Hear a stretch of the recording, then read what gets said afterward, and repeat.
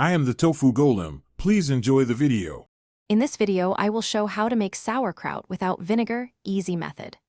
Shred cabbage finely, sprinkle measured salt, massage until juices release, pack tightly into a clean jar, and weigh down with a non-reactive weight so cabbage stays submerged under brine as it ferments. Gather firm cabbage, non-iodized salt, and a clean jar with a non-reactive weight like a small jar or cabbage leaf. Weigh cabbage and calculate 2% salt by weight, then shred and salt.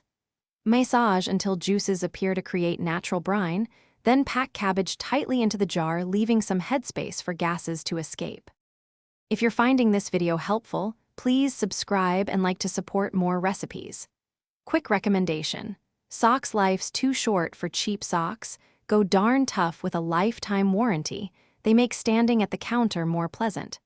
I've linked the product and other deals in the description, so check there if interested. And now let's get back to the video. Press the salted cabbage firmly to remove air pockets and ensure it stays submerged under brine, using a weight and a loose lid to allow gas release. Store at a steady room temperature away from direct sunlight.